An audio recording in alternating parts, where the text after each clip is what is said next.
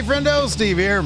And Larson. And welcome back to Going In Raw, the only pro wrestling podcast you need to be listening to. We have got a packed weekend. Tonight, starting at 5 p.m. Pacific, we'll be doing a SmackDown watch-along, a Rampage watch-along, because it is the go-home to Revolution this coming weekend. We're going to be doing the live review of both those shows afterwards. And then on Sunday, of course, we're going to be doing our live watch-along of Revolution and the live review afterwards across both our platforms, across Twitch and the YouTube. So be sure to join us. Check that out right now over at our other YouTube channel, our short-form content channel, Friendo Club Wrestling. You can check out our predictions for AEW Revolution. And if you want to participate, if you want to try to be the new Big Red Predictions Challenge winner, you can participate with the rest of the friendos. We usually have about 100 of them over at, if you click join for a YouTube channel membership,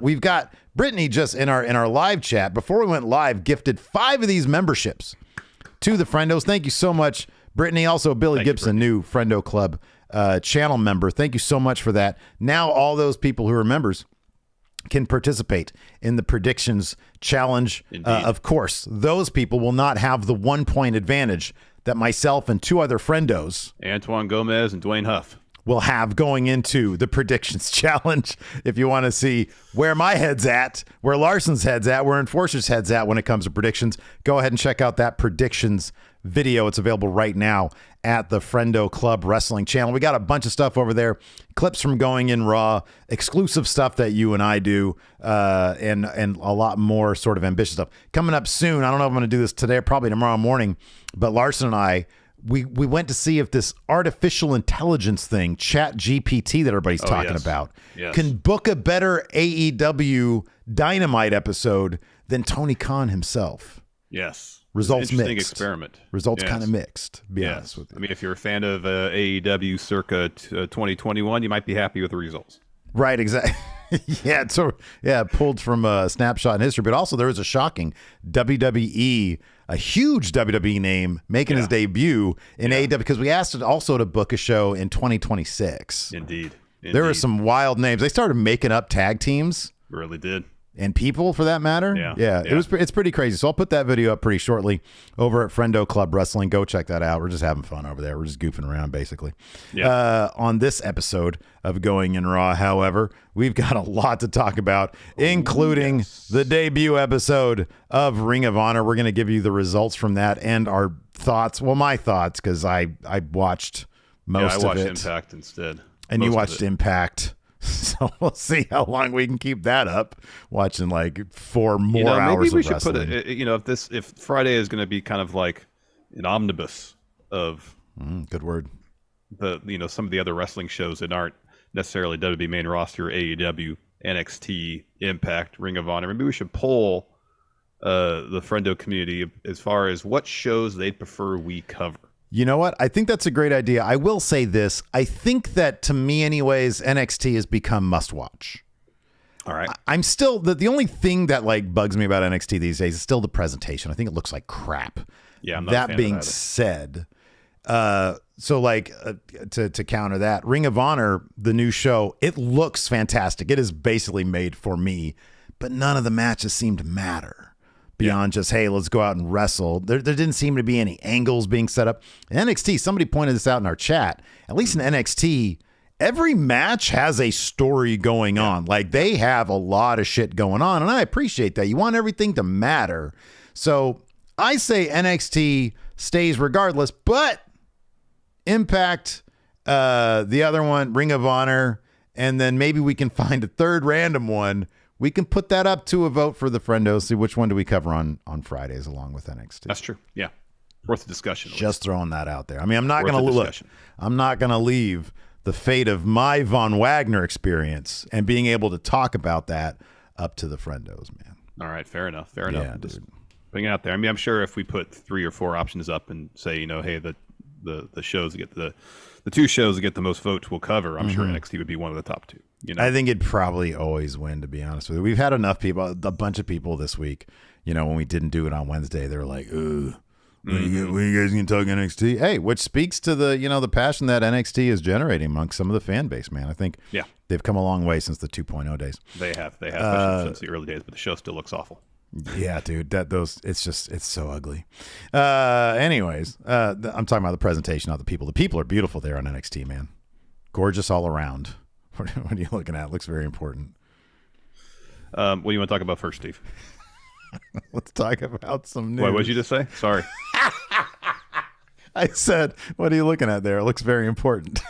My wife texted me. That is important. Yeah. That is important whenever the ball and chain text. Let's talk about some news. On this episode, of course, we're going to talk about some rumor killing on some recent Punk Hangman stuff, which I'll be honest with you, was not shocking to see this particular rumor put to rest. Not at all. No. Given where it came from. No, but, not surprising at all. First up, let's talk about some real reason stuff, man. The real reason why the Bloodline creative is so killer these days. I thought this was so interesting. I texted you this morning. I'm glad you decided to put it here in the notes because during an appearance on the Sports Illustrated Media podcast, Paul Heyman provided a glimpse behind the curtain at the creative process of putting together the Bloodline story. Now, Larson, for you and me, for two people who are absolute fiends for the creative process in pro wrestling. So many questions we've had, and especially now with the Bloodline being probably the most ambitious, complex, interesting story that's been told in decades, maybe ever, in pro wrestling. Paul Heyman's opening up about this. These transcripts come to you via WrestlingNews.co.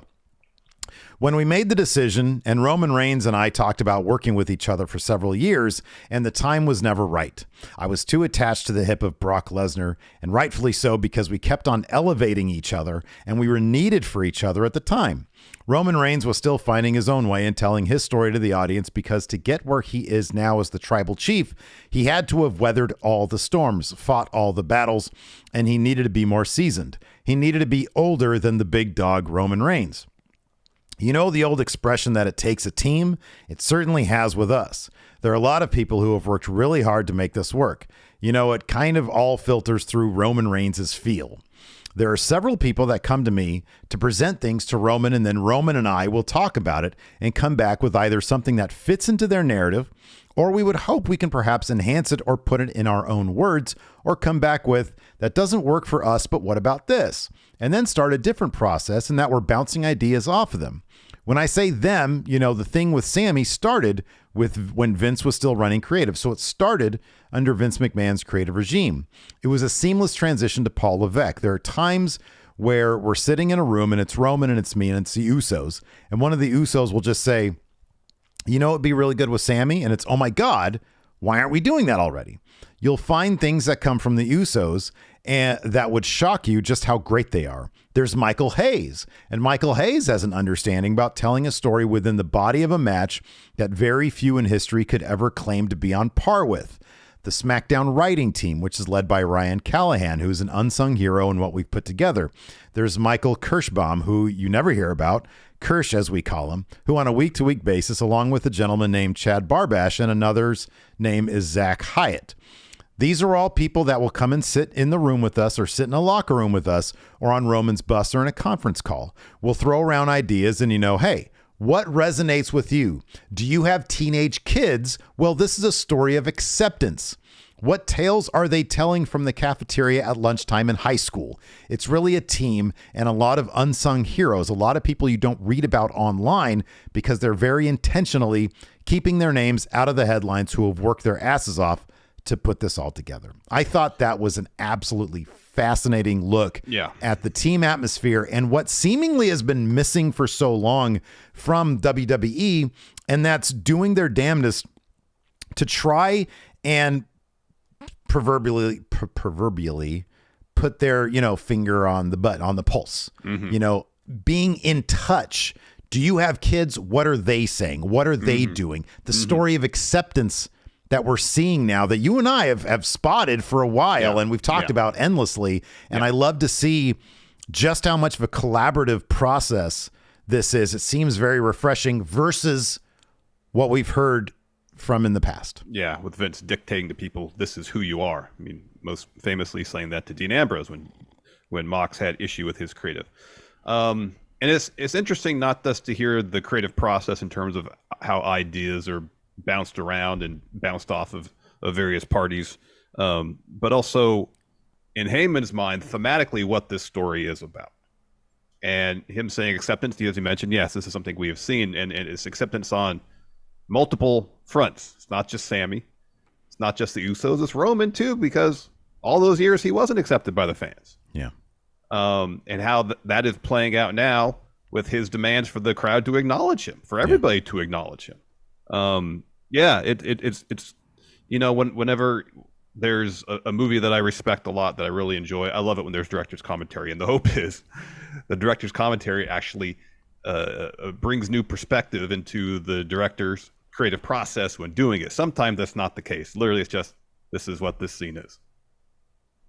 This is what sometimes the director's commentary is pretty dry and there's not a whole lot of details. But every once in a while you listen to one, you're like, oh, wow. Yeah. And it brings you a whole new understanding of the movie. Yeah. And in the world of pro wrestling, we don't get that kind of stuff very often. No, it's like RF shoot interviews where they're just putting people on blast for dooting in bags and stuff. Yeah, pretty much. I mean, especially in the midst of said story, we're getting Heyman kind of giving us a little bit of director's commentary on the story. You know what's funny? Is that like you can go on IMDb, see any movie virtually that's in production and see who's working on it, screenwriters, screenplays, and then you can go back and reference earlier works of theirs. There's nothing like that for the creative aspect of pro wrestling, which is sad in a way. It's like, I would love to know, I remember, what was it, during pandemic, of course, when a bunch of creative behind the scenes people were released, and you find out about so-and-so writer who had been behind the Dolph Ziggler Otis stuff, which we enjoyed. It was very entertaining stuff. And it's like, oh, that's interesting. What else did she work on? And what is she going to do next? Yeah. You like these people. And I think it's great that Heyman is crediting these people, because those people never get that credit. We as an audience are underserved from that, because we like to know what else they've had their hands in. And we don't get that in wrestling. Wrestling is a unique form of entertainment. I mean, virtually every other show on TV, you'll get credits for people's roles on the show. You don't get that in wrestling. You don't get the scroll at the end of all the names with writers. Yeah, right. Yeah. We don't get that. So, how many times have we thought to ourselves, wow, this segment is great. Well, what a great promo. What a great story. Who's behind it? Yeah. Yeah. And we just kind of have to guess. Yeah, right. Yeah. When I found out that the showrunner, the creator of that Natasha Lyonne show, Russian Doll, was like in the middle of doing a Star Wars show. It's like, okay, cool. I don't care about like whatever this Bad Batch animated one is, or Book of Boba Fett, but I'm looking forward to whatever that is, because I really like the showrunner there. Like when the creators of Succession move on, I'm going to be following them. When David Milch moved on from Deadwood, I wasn't a huge fan of what he did after Deadwood, but I was very curious about it. Yeah, yeah. When you see names attached of writers, directors, producers, whatever, that you appreciate their work, you're going to follow their work. Yeah, right. Yeah. And yeah, it's a bummer in the world of pro wrestling. We don't get credit to that degree. If as Heyman here says, Michael Hayes, doot, is really good at producing matches which tell a compelling story in the ring. Get him an HBO show. I want to see now. I want to know other matches he's produced. I know. Yeah. That's another good reason. We don't shout them out beyond crediting them as much as we used to, but Fightful Select, Sean does have the rundown of who's producing matches every single week. And that alone is a really cool resource to see, hey, Michael Hayes is involved in the Bloodline. Because that's one thing I noticed a couple of weeks ago was I think Sean put out a report that said Michael Hayes is heavily involved. So I wasn't surprised to see him here in Heyman's thing. But now it's like, I'm going to have my eye open for that. Yeah. Be like, oh, what's the Freebird have to say about other matters? I mean, but even going back historically speaking, if you go back 5, 8, 10 years ago, because Hayes has been working for WWE for the 90s, I think. A long time, yeah. To see matches 10 years ago that he was producing, for sure, yeah. That's more, you mentioned the Fightful things, and over the last couple of years, I'm sure it's easy to find that information, but going back 5, 8, 10 years might be a little more difficult. But no, yeah, you're absolutely right. Again, it would be nice to know, what he had worked on. That's why I didn't realize he meant that, but yeah, in the past, yeah, absolutely. Yeah. Heyman had a lot more to discuss in this particular interview. We're gonna have the link in the description from WrestlingNews.co's report on it. Heyman also talked about Sami Zayn and what he's brought to the whole Bloodline saga. This we had to say, quote, "I think Sami resonates with the audience just because Roman Reigns will turn to him and lean in on him about something, and Sami gets that hush puppy face and that sad look on his face, and the camera zooms in and on the sad look on Sami's face, and everybody feels for him. He just endears himself to the audience. They absolutely fall in love with him and his plight and his pursuit of acceptance, which I think is a big part of this, is that everyone can relate to the pursuit of acceptance. And that was the tale of Sami Zayn. He just did it so well, and he did it so brilliantly, and with such authenticity and with genuine angst on his face and pain when spoken down to, that people just felt for him. And as you know, it's just not constrained to WWE in any form of televisions, movies, Broadway plays. If you get the audience to feel for you, you know, touchdown, victory. It's everything that a writer, director, producer, and performer seeks." Yeah, no, I couldn't agree with that more. Sami has a camera face. You know, we've talked about that here on the show, camera charisma, when somebody just sort of is able to, their face, their actions are able to reach through the camera and grab you in a way. And Sami has always been that. He has found that connection with the audience so seamlessly, largely just because, you know, he's got that natural charisma. Mm-hmm. And he is the perfect embodiment of the fan. Yeah. We can all relate to Sami, and his story is universal. It's the tale of acceptance. It's everybody's story. It really is. Yeah. And that's why this works so well. Another aspect of Sami's performance that I felt like always really worked is that basically everything he does feels genuine. Mm-hmm, yeah, sure. You know, he knows his character. He knows how to portray his character at the highest level. And when he's so committed to his character, everything just comes off as genuine. Mm-hmm, Nothing feels forced, you know, in terms of his performance at all. Yeah. Everything feels motivated and earned. That makes us as the audience, makes it easier for us to relate to him. Yeah, right. Because we don't feel like he's acting. Mm-hmm. It's great stuff. It is. And man, I would love, I hope that, you know, whoever's behind the writing here at SI or behind the podcast, I think, mm-hmm. You know, I love that like major media outlets are warming up more and more to pro wrestling, and getting these interviews that, you know, other outlets probably couldn't get, and getting people like Paul Heyman to open up in the way that he is here. I think it's awesome. You know, I know that there is a desire, and Paul Heyman goes back obviously in wrestling from when he was 16 years old. So I'm sure he understands and he appreciates the idea of, you know, protecting the business, as you and I would love it to open up. And look, we know it's entertainment. We want to know how it's made. You know, we want to know that stuff because it enhances what we see. You know, the absolute asinine and ridiculous criticism about referees holding ladders in ladder matches is one of those things where it's like, man, if people understood more, I don't think people are going to be any less asinine, mind you, because that's just the general nature of people. Yeah.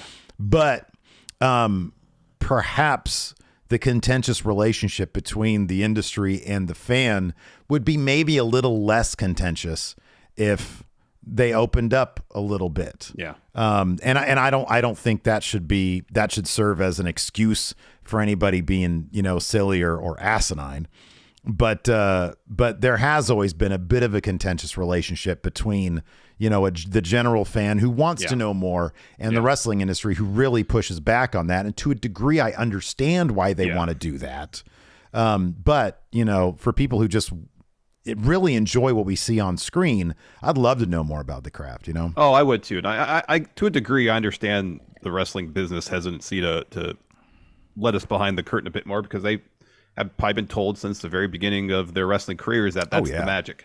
Yeah, that's right. The magic of wrestling is that you can suspend your disbelief, and while you're in this world, you're immersed in this world, you can see it as believable. Mm-hmm, yeah. And quote unquote real. Mm-hmm. But if you look at the world of movies, for example, where for a long time they've let the audience look behind the curtain to see how movies are made. Mm-hmm.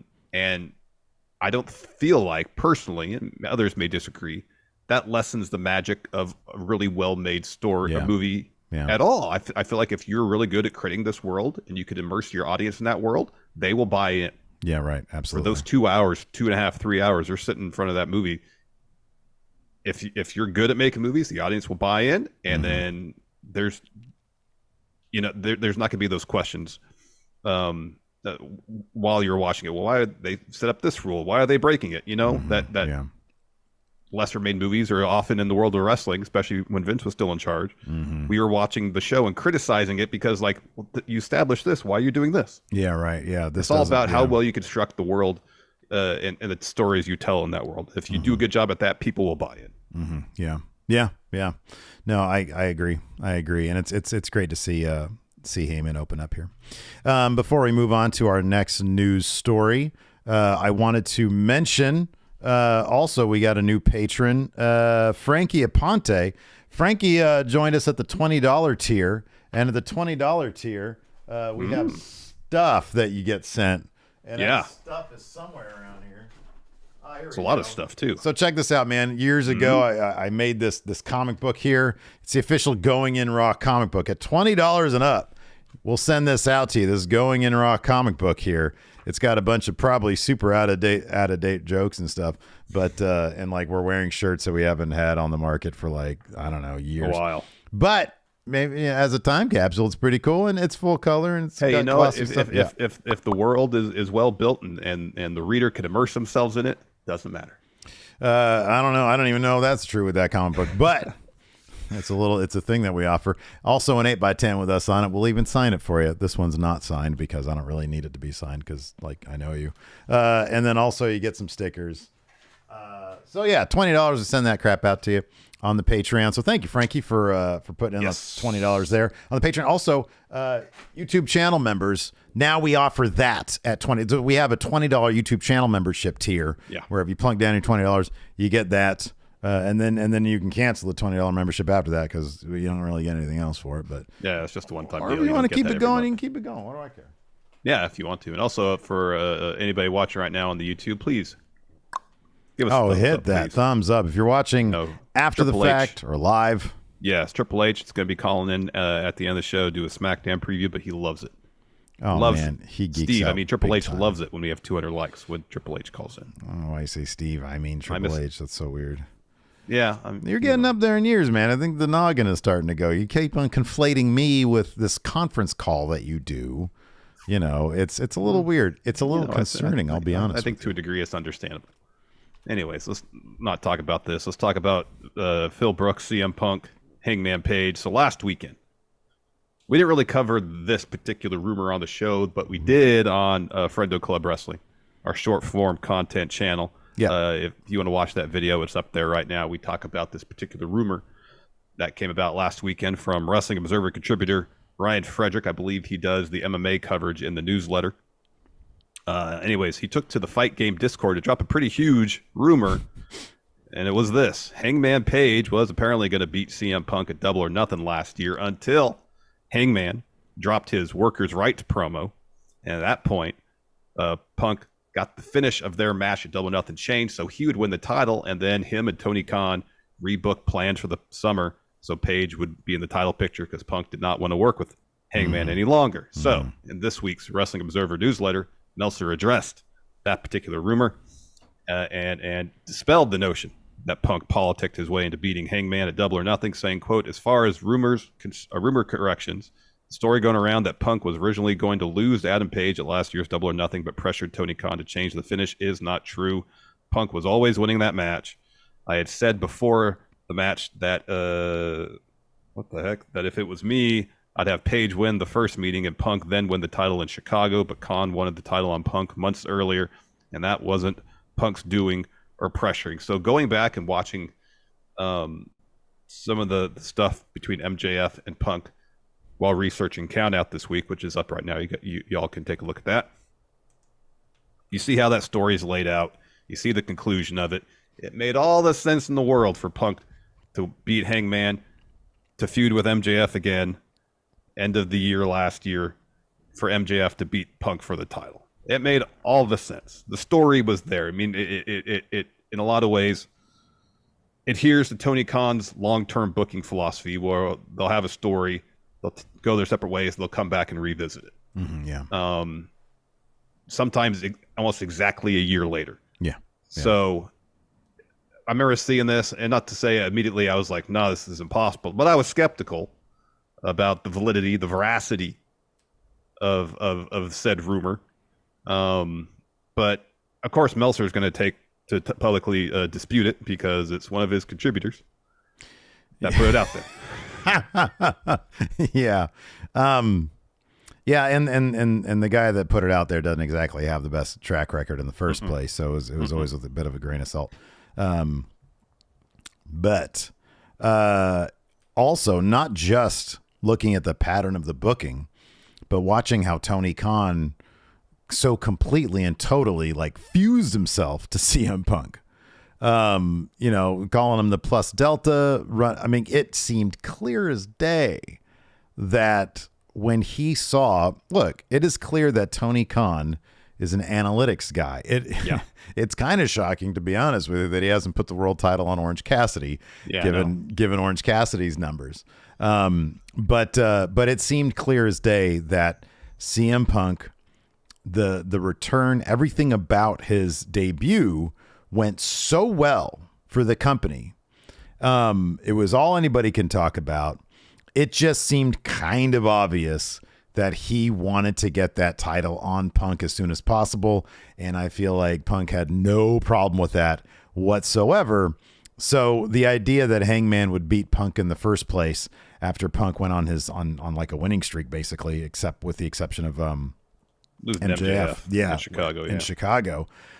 It seemed clear as day that that title was going to go on Punk like immediately. And it said, I have no idea, you know, whether or not Punk was, because I know somebody else had pointed out that Punk, or that Tony Khan had referenced CM Punk as being part of his sort of not really booking committee, but kind of his booking committee. And that Punk would, you know, exclude Hangman. I don't know that Tony Khan would have had Hangman in the title picture if it was up to him. I mean, generally speaking, in AEW, once you have your match, you're done. You're out. That's got you go back, you do something else. Yeah. And so I don't know that Hangman would have been in the title picture. I don't know much would have changed for him in the first place. I imagine Tony Khan probably looked at the numbers for Hangman's title reign and probably was not impressed, which the blame of which should be put at Tony Khan's feet because he's the one who was booking that stuff. Yep. But regardless if he understood that or not, yeah, I don't think Hangman was meant to be part of the title scene after that. It makes sense. Yeah. Usually when someone loses a title in AEW, they might have a rematch, but if they do, out of the title picture. That's just typically how it's booked in AEW. Yeah, right. Yeah.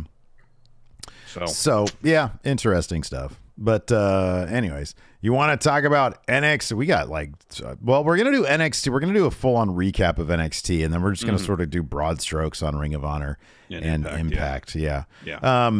NXT, this week we had the return of Nathan Frazier. That was cool. Killer match. Yeah, and the way they set up the open challenge for the North American title. And actually, you know, every once in a while we'll get a look behind the curtain about how these open challenges are answered. Oh, I love this. Yeah, this is great. And the fact that there was a massive backstage brawl with everybody trying to be the first to get out into the arena and get into the ring, and seeing Nathan Frazier leap over leaping over Dabba-Kato and Apollo Crews to get into the ring was pretty cool. Yeah, right. Absolutely.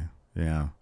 No, you look at, honestly, I'm looking at this like match rundown, and you know, they really have, especially thanks to the infusion of NXT UK talent, they've gotten to the point where, maybe with the exception, I like Briggs and Jensen enough, and I really like Indus Sher, so I have no problem. You know, they're not none of them are the most, well, except for Briggs, none of them are like the most seasoned wrestlers there are, but they told a really effective story there with Jensen, you know, being distracted by Horny. And them losing the match because he was so distracted by said horny. But otherwise, you have phenomenal wrestlers in every match. Mm-hmm. Wesley versus Nathan Frazier, banger. The main event, banger. Mako Satomura versus Zoe Stark. These are all matches that could be on an NXT, special themed episode or pay-per-view premium live event, whatever they do. And so the wrestling has really stepped up. And like I mentioned earlier, man, I think everything that's going on in NXT has a reason and a purpose and a story behind it. And that's what I love to see. Yeah. And it seems like, it's taken a little while for NXT to kind of find their voice and their vision since the transition to 2.0. For a while, I really just felt like they were throwing everything against the wall. Mm-hmm. Yeah. To see what would stick and what wouldn't. And now they're finally seeing what sticks. They're running with what sticks. And not just from Shawn Michaels' perspective of learning who these characters are, booking these characters. The performers have really learned who their characters are and are running with these characters. And it's become a lot more effective and enjoyable show because of all that. Yeah. You go back, you look back at the history of Schism of Joe Gacy, and it felt like at various points there was 5 different gimmicks going on there. Mm-hmm, yeah. And this thing with, isn't it funny how Chase U can kind of bring out the best in anybody who crosses paths with them? It is really weird, but their chemistry and talent and there's something about them, about Chase U, that feels, it's somehow earnest, genuine, hilarious, and yet not distractingly cheeseball. Mm-hmm. It's not cringy, where it really should be. Yeah. But it's really not. They have really found a great groove. Yeah. Yeah. It's interesting how they've gone from seemingly at the turn, like so quickly can pivot from like heartfelt to comedic to intense. Yeah. Back around to heartfelt to somewhat cheesy. It goes all over the place, but it feels all believable within the world of Chase U. Yeah, right. Yeah. And you bring Schism, who, especially before Ava Rain joined, I guess I think they dropped the Rain from her name. She's just Ava now. Yeah. Ever since she's joined, they started feuding with Chase U. And it feels like even Schism's direction is a lot more cohesive now. Like that video thing they had that played behind Chase during his class was really well put together. It was really well put together because they have a focus. Here's the thing about Schism is that I'm still not entirely sure what their deal is. But if they have something they can focus on, Chase University not being a real university, yeah, and claiming that their bonds are not as genuine as Schism's bonds. They're part of a tree and you guys are part of a sham university. Yeah. It might sound silly, but I thought that segment was, again, both very comedic, and yet it had the intensity that it needed for a pro wrestling feud. I thought it was weird, but awesome. And even like just the little dialogue preceding that between Duke and Thea, where Duke is very heartfelt in his apology to Thea Hale about what he said last week. And then Thea says, I'm sure Mr. Chase will accept your apology too. And he goes, no, I meant everything I said about the college. And just right, that pivot, the comedy, Yeah, right, yeah. And it's all really well done. Yeah, no, it is. Somebody here, Metal Nerves here in our Twitch chat brings up Thea Hale, her energy being incredible. She has killed it from day one. Mm-hmm. I will never forget how swerved I was when because they presented her as like, oh, she's just graduating high school. And, and I was like, oh, wow, that's cool. They found a high school standout. They were able to manage to, sign her to like next in line or whatever. And she's going to, track her college career along with her. And then she said, I choose Chase University. Oh, that was great with the hats. Oh that man. Was so I was like, you guys really got me on that. And it was like right in front of me. Yep. But it was, and she has killed it from day one. And she's actually a really good actress. Like, dealing with, the trauma of having Schism stick a bunch of stickers on her.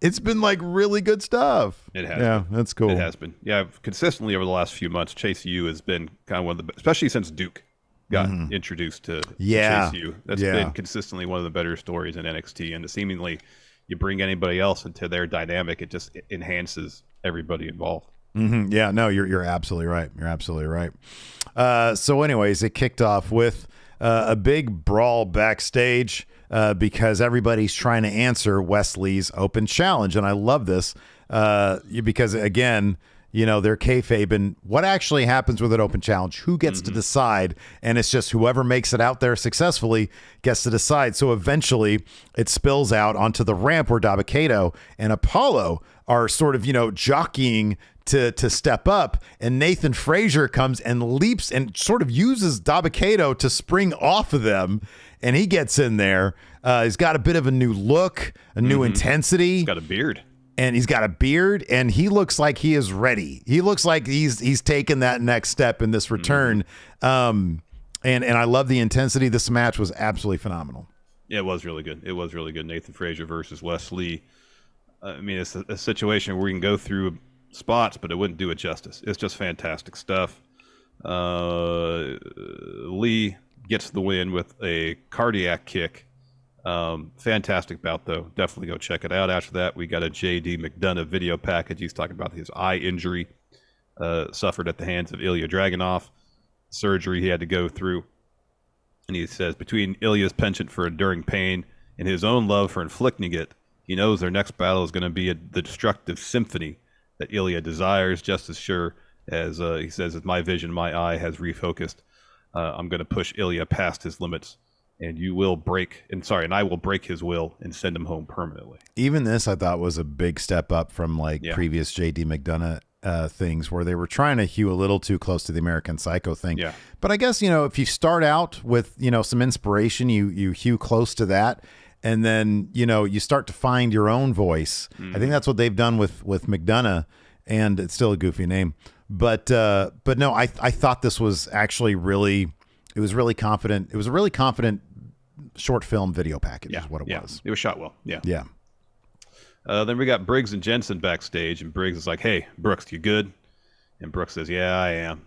He doesn't sound terribly confident in that. And then Briggs says, I got to get this off my chest. And then Brooks says, well, here, things have been the same since Valentine's Day with Kiana. And Brooks tells him, hey, doesn't matter. Because the Brooks from 6 months ago would be really proud of the Brooks now. Everything with Kiana will work itself out. And Brooks is like, you know what, you're right. Because they got a match next, so he better get his shit together. I love that every time you meant to say Briggs there, you said Brooks. And so it's like Brooks was having a conversation. Brooks was having a conversation with himself. It was like some fucking Shakespearean shit there. Oh, man. After that, we had a Hank Walker interview. He's asked about that brawl to open the show. He was like, look, man, I was trying to get the North American title because he had accidentally kicked Axiom trying to get in that brawl.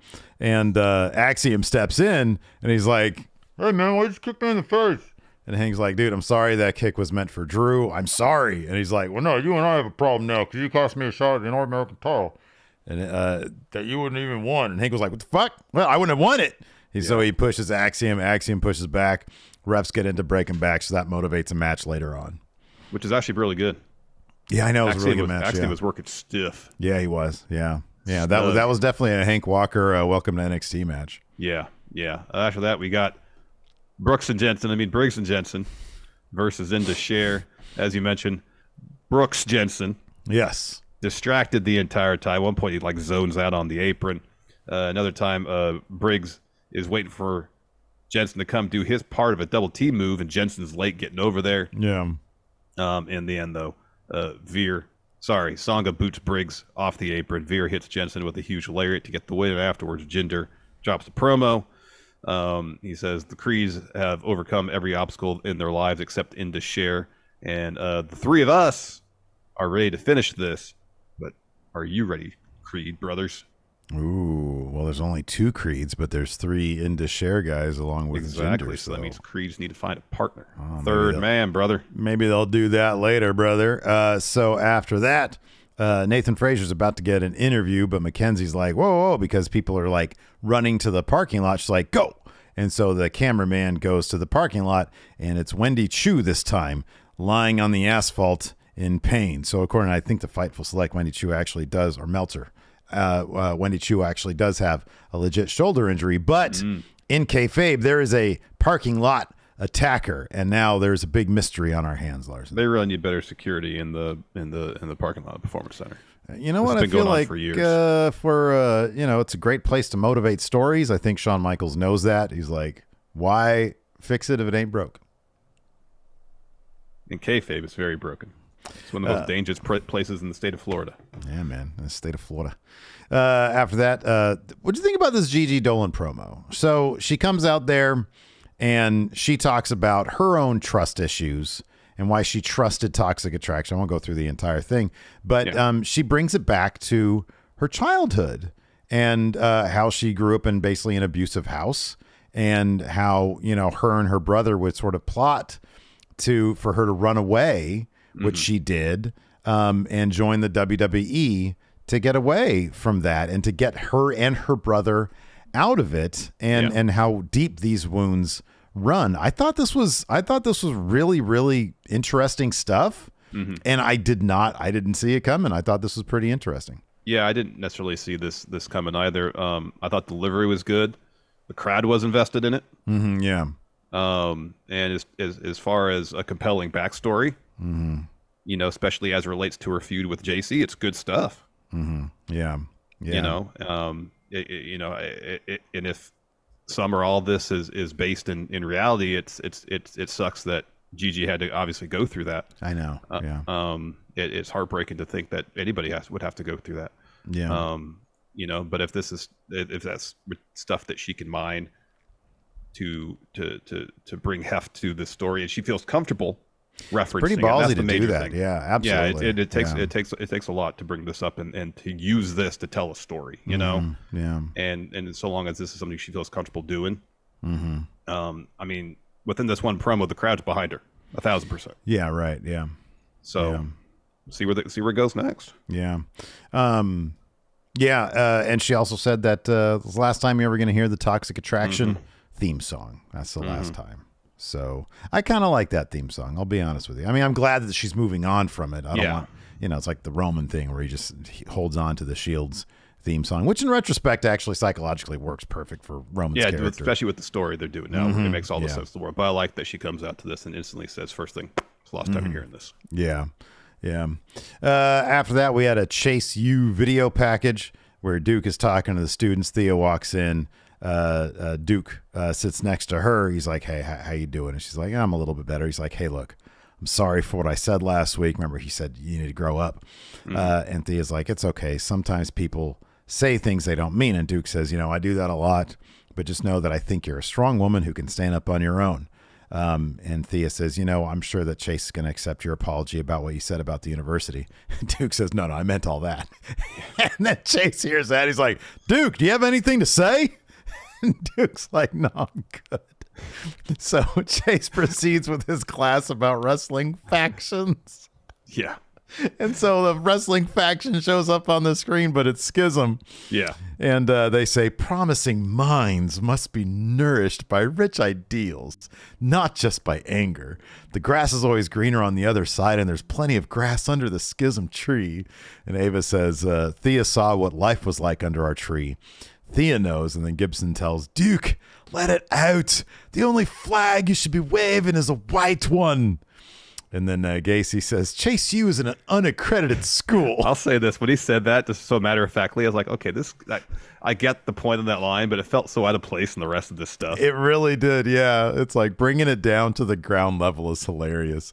Yeah. Chase U is nothing but an unaccredited school. So everyone gather your textbooks and move under Schism's tree. And if not, our roots will grow deeper as we dismantle Chase U until, and then Ava says, it goes up in flames. And then Chase says, I'm not going to let anybody talk about my students that way. Next week, I'm going to show the principles Chase U was built on when I give Joe Gacy an Andre Chase-sized ass whooping. It's pretty funny. It's good stuff.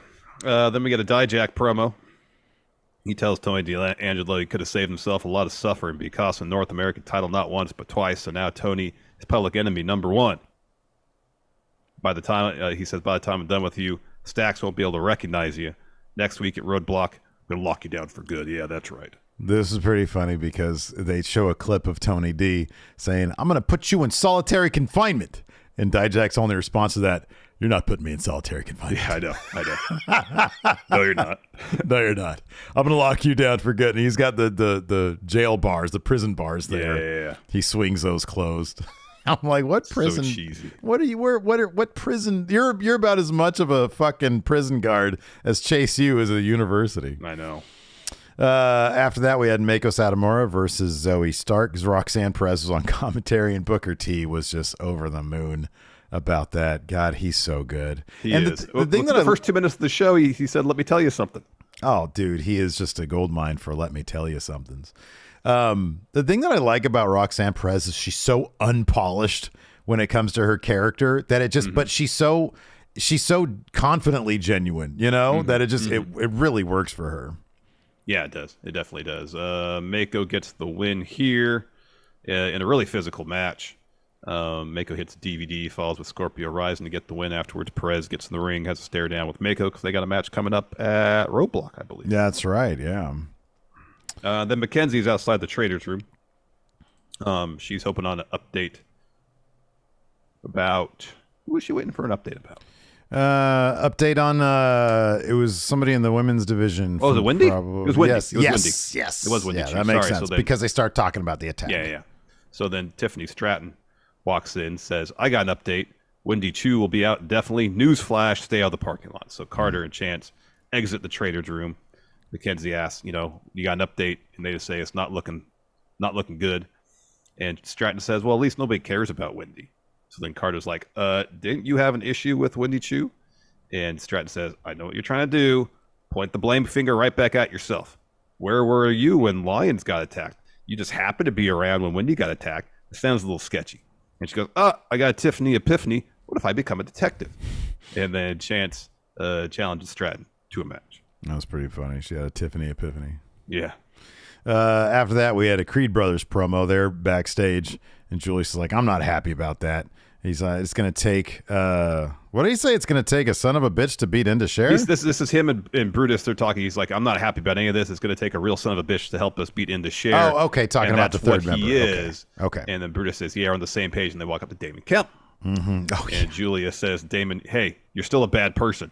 Yeah. But that's what it's going to take to beat Indus-Sher." And then Damon says, "We did rock some 6-mans. Are we thinking about getting the boys back together?" And the Creed are like, yeah. Yeah. Damon just goes, "Absolutely not." and Julius gets so pissed off. Yeah. But Damon's like, "Bro, you put me in an ambulance match." Oh, I thought this was really funny. They could have made this really simple and just have Braun Breaker show up. But they try with Damon Kemp first. And I like this chemistry here between these guys. So Braun steps in and he asks the Creeds, "Hey, I heard you guys need a third." He's like, "I'm in." And Brutus is all like super happy about it. And Braun's like, "What's your deal?" to Julius. And he's like, "Man, you couldn't have stepped in 1 minute earlier and saved me from the most embarrassing moment of my life." So eventually they all are cool with it. They all end up barking. They all end up barking. Yeah, they all bond over barking. And I think Brutus was doing the best barking of the bunch of them. He was really even better than Braun. Braun's supposed to have the dog in him.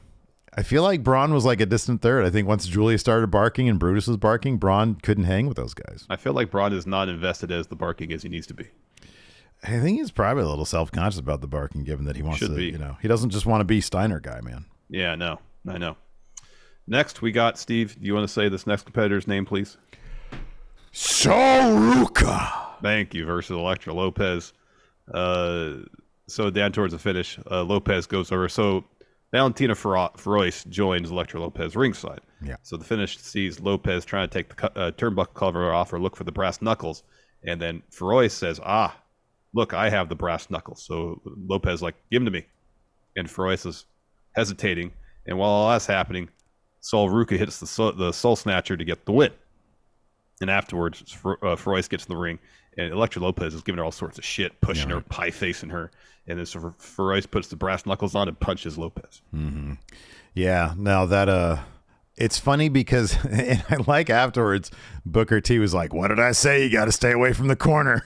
Yeah, that was his thing the whole match. It's like, Elektra Lopez got to stay out of the corner. Yeah, and because that's the thing. Sol can only hit that. I do think that with Sol Ruka, they need to come up with a secondary finisher because otherwise it's like Grayson Waller's finish. You have to manufacture a reason for him to be on the outside. I mean, yeah, he can just run outside and do it, which he does. Yeah, he has before. But like, it's a bit much. I feel like and again, somebody stumbling near the corner. Well, it happens a lot in matches, obviously.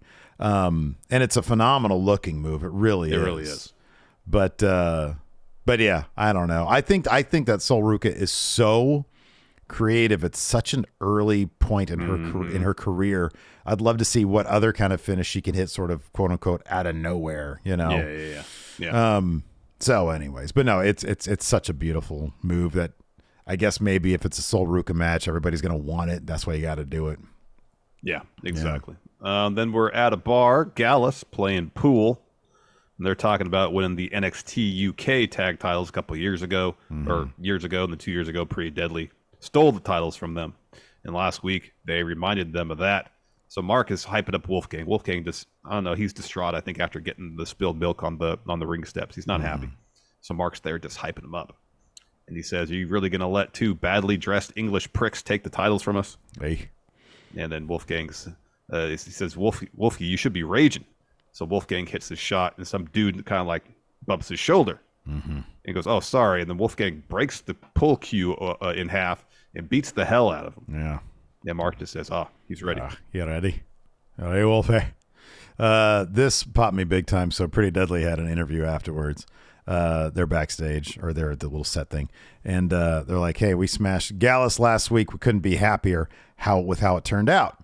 And then Mackenzie throws to a tweet from Drew McIntyre saying Pretty Deadly has a receipt coming their way because he's known Wolfgang and Mark for a long time. And Pretty Deadly's like, oh, look at this Scottish hanging together. Friends, best Scottish friends, which is a reference to the In-Betweeners, which is a fucking hilarious show. Anyways, they say next week they're going to meet Gallus and have a civilized chat in the ring, which probably that's not going to be a civilized chat. It's going to be a fight at some point. Yeah. Oh, friends. Next, we got Tiffany Stratton versus Katana Chance.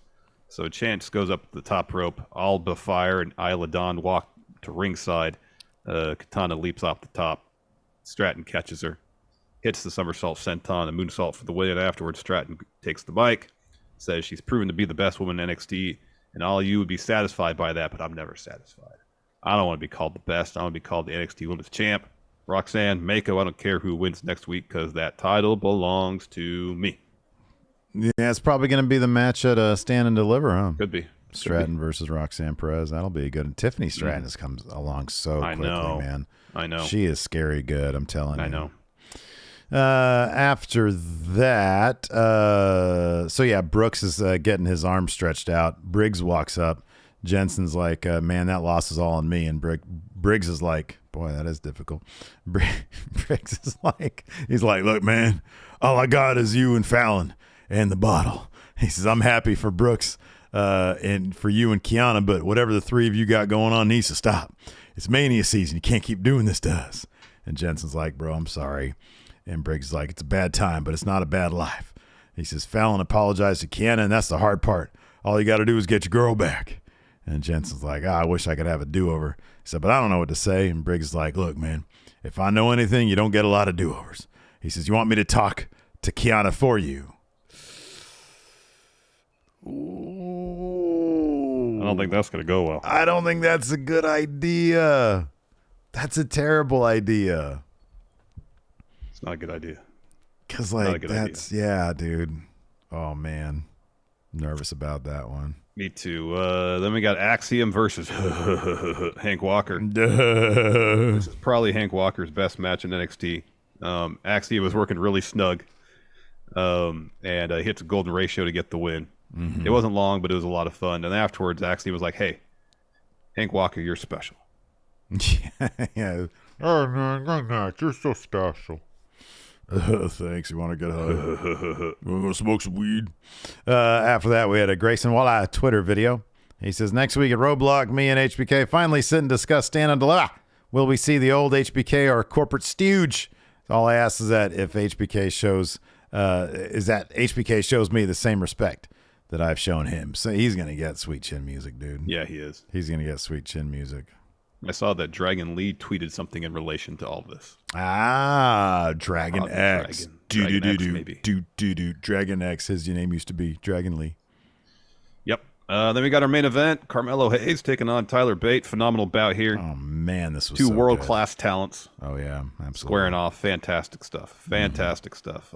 Carmelo got the win.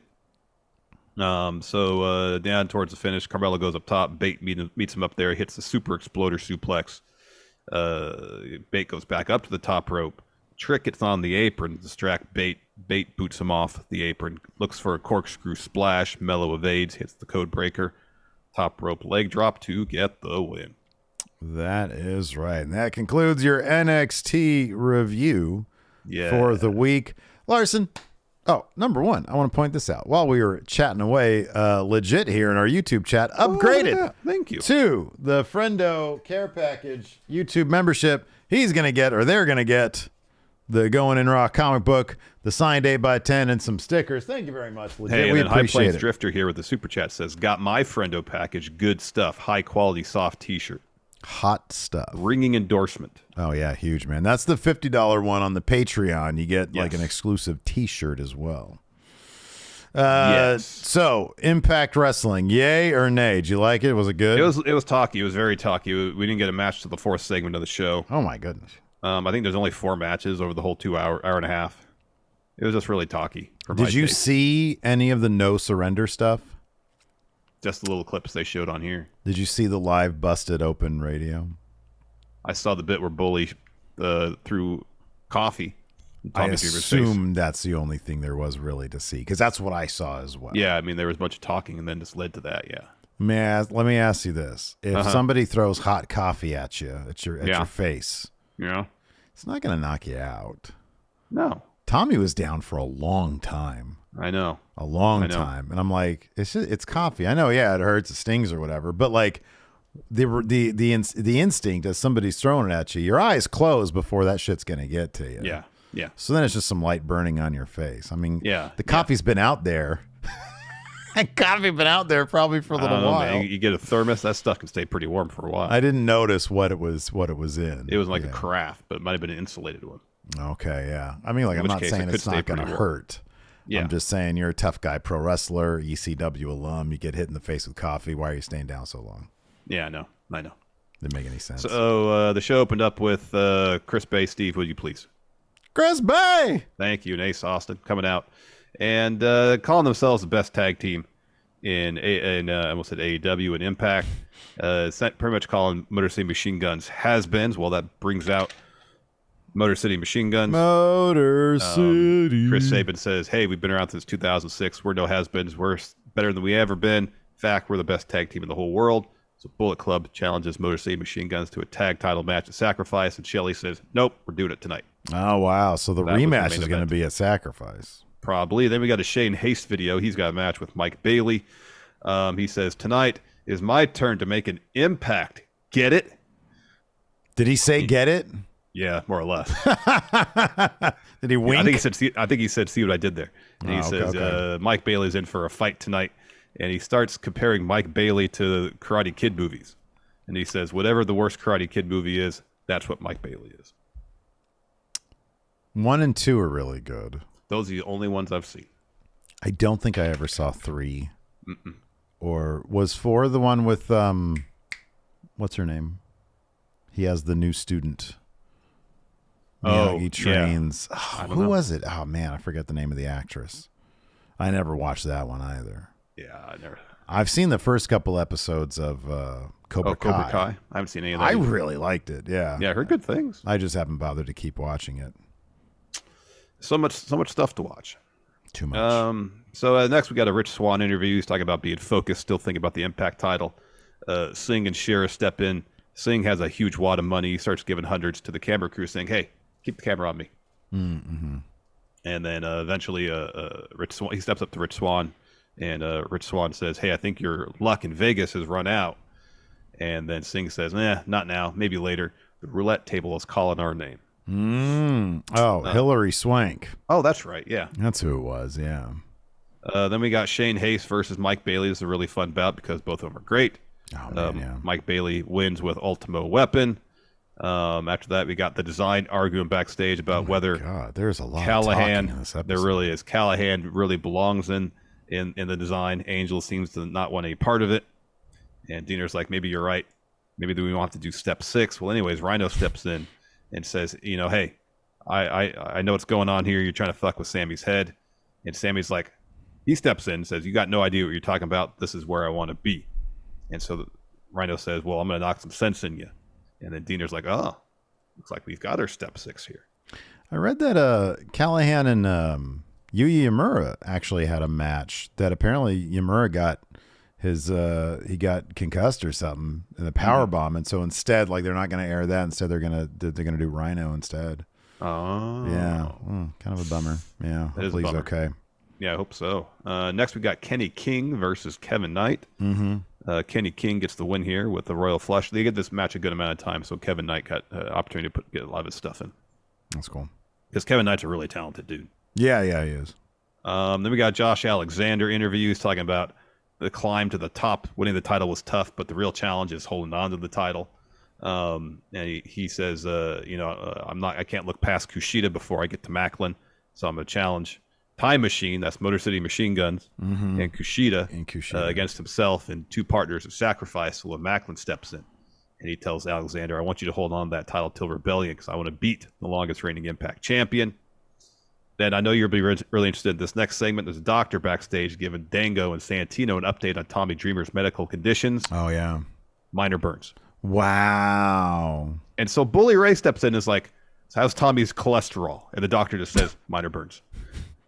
How's his weight? Minor burns. Eesh.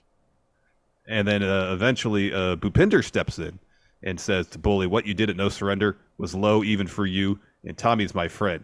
And so Bully slaps him. Oh, man. And there's security right there to break him up. What a bad guy. I know. Then we got Mickie James promo. Talk about the end of the last rodeo. Giselle Shaw interrupts.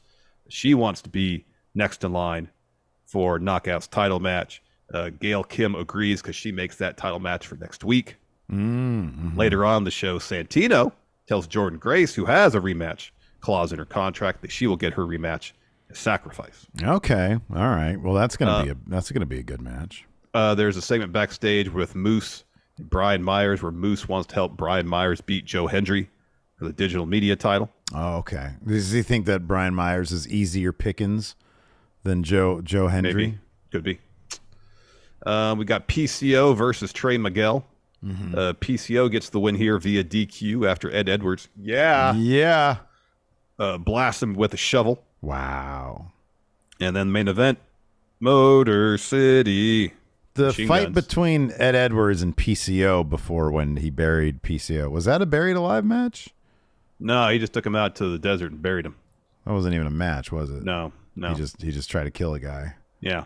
But the guy technically is like undead anyways. Yeah, he is, yeah. I wonder if they're going to do like a buried alive match. Yeah, they should. They really should. They really should. So Motor City Machine Guns versus Bullet Club. Bullet Club gets the win here after an Art of Finesse from Chris Bay. A fold from Ace Austin. We got new Impact Tag Champs. That is awesome for them. Yes. That is awesome. They are an absolutely killer team. So yeah, I'm going to check out that match, and I'm going to check out that Mike Bailey match because Mike Bailey matches are great. Yeah, Mike Bailey matches don't ever disappoint. Yeah. The first episode of the new Ring of Honor went down yesterday as well. And like I said, sort of at the head of the show, the presentation I loved. You know, I just aesthetically, you guys have seen, if you've seen the later Ring of Honor, the newer Ring of Honor, the Tony Khan Ring of Honor rebrand, it's a really slick looking show, kind of reminiscent, I guess, of Black and Gold NXT, but instead it's black and red. But it's very simple. I always thought that the old Ring of Honor stuff was really outdated and cheesy, like how they would do their promos against like the big Ring of Honor, and it was just really corny stuff. Yeah, this feels a bit more up to date. I feel like it's a bit more, aesthetically what Ring of Honor was going for back when it started, a bit grittier. So I like that. It's a solid 2 hours, meaning 2 hours with no commercials. Because like Impact, for example, is like an hour and a half. Yeah, it's like an hour 26 minutes, usually on the dot. Right, exactly. Because they loaded up on Access with commercials. This is a solid 2 hours. And while I absolutely appreciate wrestlers getting to wrestle on streaming service, whatever you want to call it TV, call it whatever you want to, I appreciate that. I wonder if there's, these days, one thing, having been on the YouTube platform for as long as we have been, the one thing these days that YouTube has totally right in that their algorithm is it rewards retention. That is important these days, is keeping your audience engaged with what you're doing, making sure they don't leave, they don't turn off the TV or go to a different, platform. That's why YouTube's algorithm is the way it is. All the algorithms out there for all the platforms are designed to keep people on that platform. Makes sense. This does not accomplish that goal because it's just match. I think how many matches were 10 matches? 10 matches in the span of 2 hours. That's a lot. And maybe within 3 months, they will have gotten to the point where these characters will have built the chemistry between them but if Tony Khan, who's been on the record as saying, I loved back in WCW Nitro or on WCW programming back in the day when they would just throw random matches together. If that's going to be his philosophy regarding Ring of Honor, it's not going to entice anybody to sign up for the service because nobody's going to be talking about, oh my gosh, you see what happened here? I'm really looking forward to seeing what happens next. Match. It was what Ring of Honor was. Well, I mean, I guess one thing that I haven't watched it yet, but I obviously know what happened in the main event. After the main event, when Eddie Kingston comes to the ring, confronts Claudio, so they're obviously revisiting that story that, has been going on for decades now. Yeah.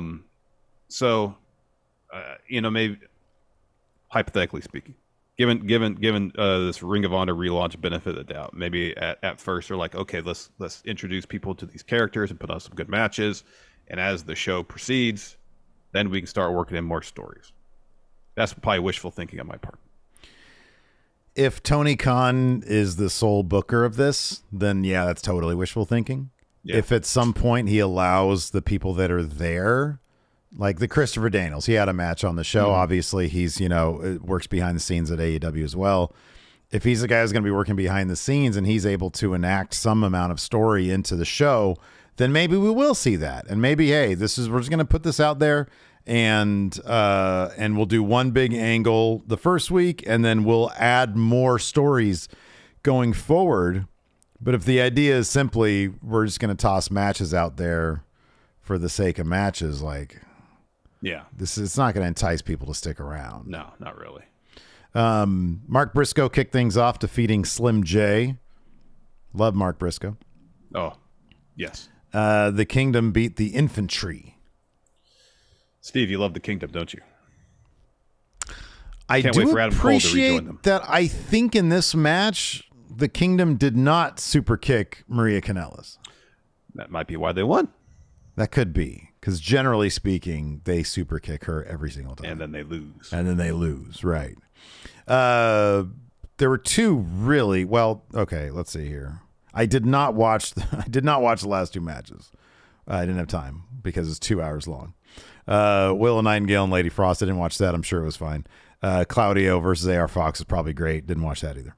The matches that I did see that were phenomenal, Zack Sabre Jr. versus Blake Christian was awesome. It was for the New Japan TV title. And Konosuke Takeshita versus Josh Woods. Phenomenal match. Both of them were really, really good. So I checked that out. Zack Sabre Jr., of course, beat Blake Christian. Konosuke Takeshita defeated Josh Woods. Christopher Daniels beat Rohi Raju. The Embassy, current 6-man tag team champions, beat Joe Keys, Rex Lawless, and LSG. Ari Daivari, who was all over this episode of Ring of Honor because he's in multiple factions, defeated Metalik, formerly known as Mascaras Dorada, formerly known as Grand Metalik. Yes. Sky Blue and Madison Rain defeated Charlotte and the Renegades. Charlotte and Robin Renegade. Willow Nightingale defeated Lady Frost. And then Claudio Castagnoli defeated AR Fox. We did also get, this is actually kind of exciting. We got not a Wheeler Yuta promo, That's but what I was going to ask if you're excited about the Wheeler Yuta promo. I've been trained by the 3 greatest wrestlers on the planet. They beat me up and they beat me down and they made me into a better wrestler. Wheeler Yuta. But then he called out an open challenge and Timothy Thatcher. That will be a really good match. That will be good. It will be a really good match. Will be good. Yeah, so we'll see. It's like we were back in 2019. Curious to see where AEW is going to go. It's had ups and downs. Yeah. Ring of Honor. Hopefully it'll be the same. Hopefully they'll find a lot of inspiring creative to run with, or it'll just be a bunch of matches. It'll just be a bunch of matches. Yeah. Who knows? 2 hours is a lot, though. 2 hours. It is. I was hoping to be like an hour. Technically, it's longer than Dynamite. Yeah. Yeah, it is. It is. It's like barely less than Dynamite and Rampage put together. Yeah. Yeah. That'd be about 2.5 hours. Yeah. Yeah. Crazy. You want to answer some questions? Yeah. Yeah. Yeah. Let's answer some questions. So Alex Foster has the most pressing question. One we'll address first. Okay. Where was Vaughn this week? So last we saw Vaughn, of course. He had lost his match against Tony D'Angelo. Yeah. He was pissed off, but seemingly not with any answers, nor with real any interest in finding answers as far as how to get his career in a good direction. Robert Stone seems to be the only individual who seems invested on getting on the right course with Vaughn. Right, yeah. So, since we didn't see Vaughn on TV this week, Steve and I are going to decide or figure out where he was. Last time he wasn't on the show, he was stuck in the bathroom after going poopy. Yeah. No toilet paper. Well, here's the thing, though, is that, Larson, you and I, we don't even have to, well, no, I'll do that gimmick later. Yeah, we're just going to improv a Von Wagner segment this week. Yes. Yeah, by all means, do you want to flip a coin so you goes first? Sure. Yeah, we could do that. I have coin. All right, flip it then. All right, call it in the air. Sure. Tails. Tails it is. What does that mean? You go first or I go first? I think I go first, yes. Okay, you go first. All right, so we start here with Vaughn exiting the Performance Center, walking out to the locker room. And we know there's an attacker out there in the Performance Center parking lot. Yeah. Laying people out. So this attacker approaches Vaughn and gets close enough and goes, "What's that?" Yeah.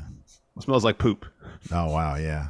And realizes Vaughn is like, I don't want to attack anybody who smells like poop. Yeah. And then no attack. Vaughn just walks to his car, completely unaware that poop smell saved him from getting laid out in the parking lot because he had yet to wipe his rear end after being stuck in the bathroom with no toilet paper. He's gone through 2 matches with a stinky bottom. Right. Okay. Cut to Tony D'Angelo, and he's in the locker room there at NXT, and he's like, Stacks, you smell this? I smell like doo-doo because I took on that Von Wagner. I think he had shit in his pants.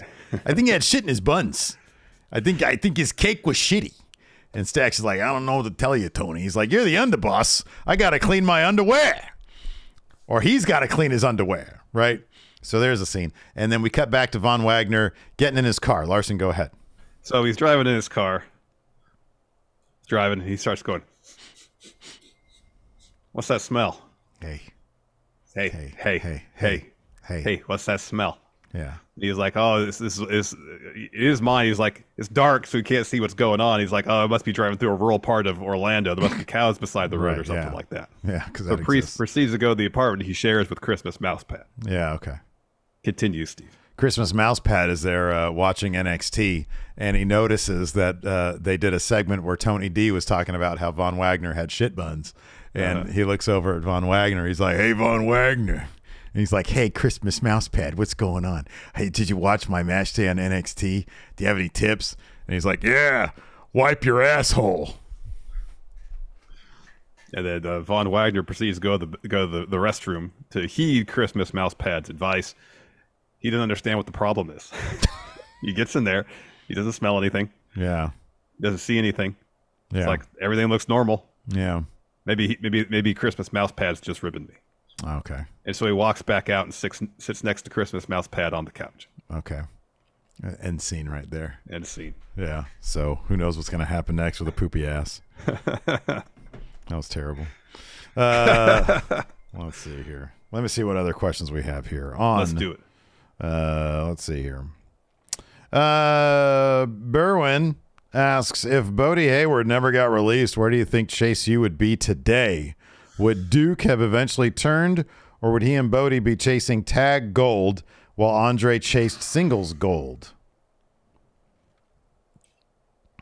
That's interesting. If Bodie, because Duke was trying to usurp. He was trying to move Bodie out of the way, but then Bodie got released.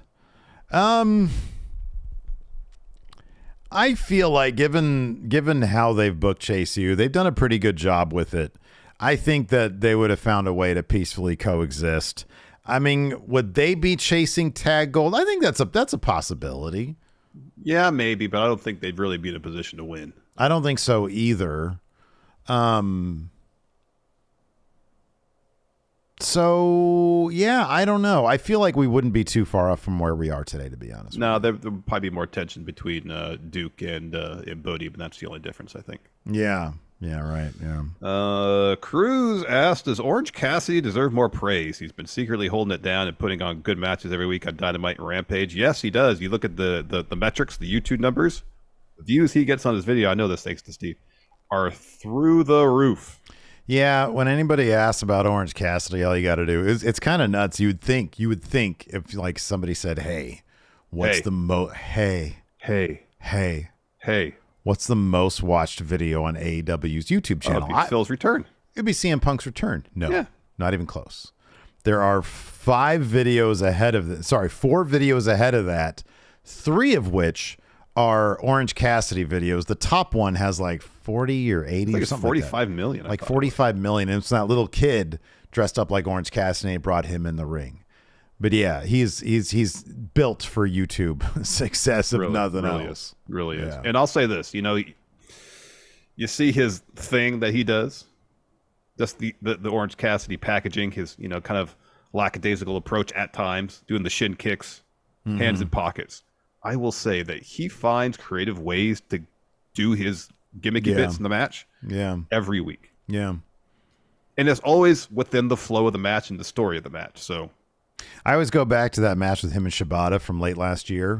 Such a good match. It's such a good match, and it really illustrates sort of that there's depth to his character. You don't really see it in an outward way, but he does, like you said, he keeps the gimmick fresh. He really does. Yeah, he does. Jonathan Vieira says, what gimmicks that didn't work in years past could work today or vice versa? Gimmicks that didn't work in years past. Name some gimmicks that didn't work in years past. Like, did Repo Man work? I mean, he was around for a while. Yeah, he was. Didn't exactly have like lasting success though. No. Let's think about Dean Douglas. The vocational gimmicks in peak gimmick WWE, like 92. Oh, Diehard Homer has a good one. Mordecai. If you give him the theatrics of like a Malachi Black, yeah, maybe something there. I can maybe the idea of the Mordecai character is really interesting. And I always go back to what Bruce Pritchard said: is that was Kevin Thorne's his name? Yeah, right. Yeah, that like he changed his in-ring style so it was more methodical. Because he thought it fit the character and it made all his matches boring. Yeah, Bray Wyatt. There you go. Yeah. Oregon Grinder says Max Moon. Max Moon is basically just a costume. Yeah. That Conan didn't want to wear, so they put it on somebody else. Yeah. Paul Diamond, I think, was Diamond. Yeah, that's right. Yeah, was next in line for Max Moon. Yeah. Yeah. Edward Munoz asked, in your opinions, has MJF gone stale? Look at him on TV and still a great talker and good wrestler, but he doesn't feel like the same guy who almost this time last year screamed, "You effing Mark" to Tony Khan. Has he grown stale? The problem is anybody will grow stale with mid creative. You can't do anything in a vacuum, and that's the thing. If you look at the count out we did of all the best AEW storylines, like, I don't know, 4 of them are him, maybe more. And because they're all good stories, there was something for him to use. And if he doesn't have something to use, he just reverts to what he knows, which oftentimes is low-hanging fruit. Mm-hmm. If you look at the last 4 weeks of his promos, every week he tries a new approach with how to build this Bryan Danielson thing. My fiance left me. I was in a car accident. I'm a bad person, so I put my date in the other seat. He's got like multiple like origin stories for this whole thing.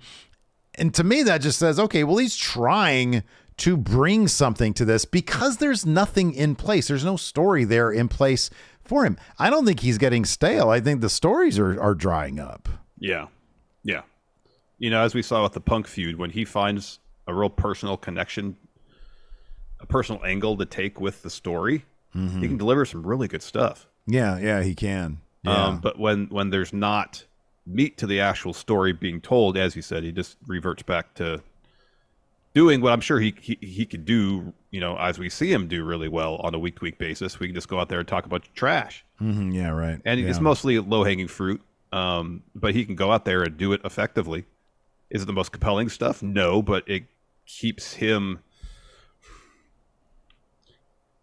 He could do that and still remain an effective heel. Mm-hmm, yeah, right. Yeah. You know, and he could do that all day. Mm-hmm. Yeah. But to really elevate a story from a story that's kind of happening to something you'll actually remember.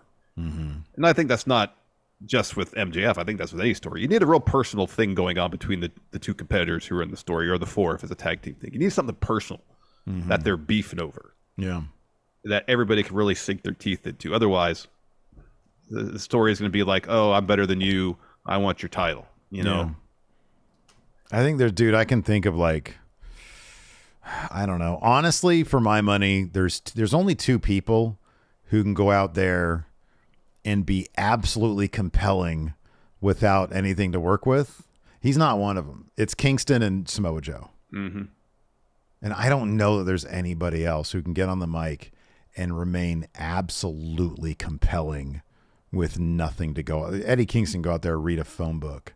Yeah. And I'll be engrossed. The thing with Joe and Eddie that works to their benefit too is they're not given 10 minutes to fill when they don't have a lot to work with. Generally, it's much shorter segments. That's true too. Yeah, they tell MJF, "You got 10 minutes. Mm-hmm, yeah, fill it." And then if he's got like flimsy motivation, if there's not a real personal angle with the story, well, he just has to go out there and talk crap for 10 minutes. Yeah, yeah. So, Luis asks, what's the best licensed song never to be used as a theme? Never to be used as a theme? Yeah, there's a lot of them. There's a ton of them. I mean, you're just asking, like, what's the best song that would make a good wrestling theme? Oh, Limp Bizkit's Break Shit. Okay. That's good. Is that the one? It's just one of those days. Yeah. Yeah, that's good. It's all about he said, she said bullshit. Yeah. That's a good one.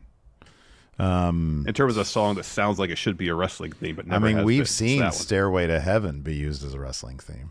Mm-hmm. Remember Aaron Sky used that? And like he made everybody, I was like, is this a heel move? He's supposed to be the good guy there. He thought that was a face thing. Whole entrance. The intro of the song, which is like 3 minutes long. And we're like, is this guy coming out at any time soon? This is brilliance. This guy's a bad guy, right? Yeah. No, babyface. He wasn't. And then JR Kratos basically caved his chest in with that chop. Oh, Bear Whitting has a good one. Immigrant Song by Led Zeppelin. That's a good one. That's got good energy. Yeah. Oh, that's a great one. That's a really good one. Yeah. That's great. Yeah. Adam Bull says, which will main event night one of Mania? Kevin Owens and Sammy versus the Usos, or Rhea versus Charlotte? Probably Rhea and Charlotte. I hope so. That'd be awesome. Rhea Ripley standing tall with that title, night one. That'd be cool. Oh wow, what a great question. This might be question of the day. Jesse Helsius asks, whatever happened to Hilton? I mean, I don't get the nature of the question. I mean, if somebody just asked you straight up without context, Larson, whatever happened to Hilton?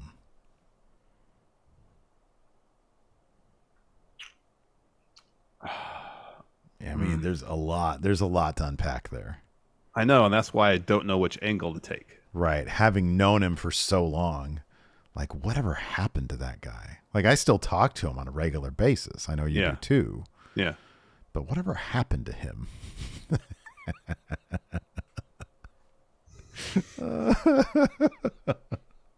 I mean, if the question is he's still around, yes. He exists. He's still around. Yes. He's doing well. In terms of whatever happened to him, that's oof. Dude, there's there's so much history in that question. Yeah. White Brownie says Larson can't talk about it because he signed an NDA since the brawl. What brawl? No brawl. So, exactly. The NDA, it's No kicking brawl. in right there. Abdullah Frederick says, can you guys maybe explain? Yeah, dude, we have been doing this so long. There's just in-jokes. Somebody earlier in chat said, I've never heard Ed Edwards say, yeah. Oh, yeah. It's because it's an in-joke going back 5 years probably, or 3, 4, something like that. Podcast of a serial killer named Ed Edwards. Right. And there was a sequence where you hear him on this recording where he's talking to his adopted son or something like that. Yeah, more or less, yeah. And he's like, son, go get that money from the basement, yeah? And we were obsessed with that for a moment. Now, this question here is from Abdullah, says, can you guys maybe explain the John bit when speaking about Johnny Gargano? So again, back in probably 2018. Yeah, I think it was 2018, yeah. Which is now 5 years ago, but it's just remained with us. It's just stuck with us. There was an angle in NXT where it was when I think it was when Johnny had attacked Aleister Black. Yeah. And Aleister had found out because Johnny had basically confessed, and Aleister came back, and when referencing Johnny Gargano a couple times, he referred to him as John. Yeah. And it made me laugh so much that he didn't call him Johnny. He said, John. John. And so from then on, we started saying, John, whenever we saw. John. Yeah. Maggie says, guys, I've been listening to y'all since 2016. I barely remember all the in-jokes except for the recent ones. There's been many that I think we've even forgotten. Yeah. And sometimes people bring them up and I'll be like, what? This is confusion. Yeah. We do need to that would be perfect. Just a video for our in-jokes. Okay. That'd be fun. Yeah. We can do a community thread, say, hey, what are all the in-jokes? We'll explain them in a single video. Yeah. So Brie Marie here says, I'll put you down like a dog is my fave. I like that one because he said that. I was like, no, he never said that. Bro, in my head. So that was The Undertaker and Roman? Was it Brock? Was it the Brock feud? Or was there a reason for him to say that to Shawn Michaels? No, it wasn't HBK. Who did he say that to? So he said, it was a promo. He was talking to somebody, and he was like, if you do that, I'll put you down. But for some reason in my head, I walked away from that thinking he had said, I'll put you down like a dog. And I was like, wait, he didn't say that? And you're like, nah, bro, he didn't say that. I went back and watched it, I think, and he didn't say it. Yeah. And I was like, I'm tripping right now. Was it Shane? Yeah. People are saying Roman. Roman makes sense since Roman referred to himself as the big dog. The big dog. Yeah. So. Yeah. Oh, Zondo says, I don't know why You're Not Me started. That was some Baron Corbin trash talk. Yeah, and his match against Apollo Crews at a TakeOver, they had a match, and his trash talk was Baron's trash talk. Zondo says it was HBK for Super Showdown. Huh. That makes sense. I'll put you down like a dog. Never said like a dog, Steve. But then we sold a bunch of T-shirts based off did. That. Alto even showed him the T-shirt at a meet and greet, and Undertaker looked at it. Apparently, according to Alto, Undertaker looked at it and said, "Did I ever say that?" Because he recognized that it was him. It was clearly like an homage to him. Yeah. And Alto said, "Did you?" And he said, "I've taken too many chair shots to the head to remember what I said. Let's get this picture going." Yeah. Yeah. Good times. Good times. Great times. Speaking of good times, I guess we should call Paul, huh? Oh, yeah. Let's call Paul. Hold on. I can get some water in me. You're going to get some. What do you need water for? You're just going to be sitting there doing paperwork. I'm thirsty. We've been talking a lot. I'm just. Yeah, you don't have to talk now. Why you need water? It's good. You should always encourage people to drink water. Well, water absolutely. is just good for you. It's peculiar you chose at this particular instance to drink water when you're just going to be off camera doing paperwork. No way, Brooks. All right, let's go ahead and bring him in. Here we go. Hello, hi, this is Paul Levesque, owner-operator, WWESports.com, Titan Sports here at the new offices from downtown Stamford, Connecticut. We're moving offices now. We're moving everybody into the new office. And so it's a lot of hustle and bustle over here, a lot of people doing stuff. See, listen, you can hear stuff going on in the background. A little bit. Moving stuff. What do you want today? Oh, how's it going, Triple H? Just calling for the typical Friday SmackDown preview. Oh my God, it's Friday already? Yeah. I swear I thought it was Thursday.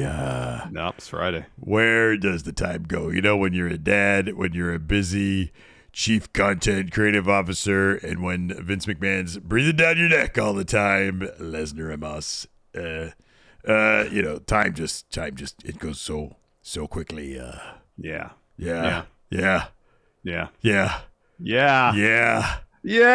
Oh, I love LA Knight too. I think he's great. He's so over. Always gets himself over. Universal title for LA Knight coming up in 2024. There's a scoop for Love you. the sound of it. Yeah. All right, enough. What was your question today? It's SmackDown preview. What do you got in store for SmackDown tonight? The most loaded SmackDown in WWE history. From Coliseum home video, Roman Reigns and Cody Rhodes, a Coliseum exclusive, are set to collide on the road to WrestleMania. Oh, man, Did you just yawn during my preview? No, I stretched. I got comfortable. You just don't yawn. Don't yawn me. I can't believe you did the yawn interruption. Stop looking away and interrupting me visually. No visual interruptions. No interruptions at all. What's next, Triple H? Sami Zayn goes head-to-head with Solo Sikoa. Man, Solo Sikoa is undefeated forever. Sami Zayn's going to beat him. Or the Usos are going to get involved. I don't know. You got to tune in to SmackDown and don't interrupt. You got to tune in to SmackDown Live. What? Stop. Maybe I want people, maybe I don't come on here just to spoil everything. You ever think about that? Maybe I come on here. Maybe I should talk to John Cena instead, since you're visually interrupting me and yawn interrupting me. Yawn. Exactly. Sorry, yawn.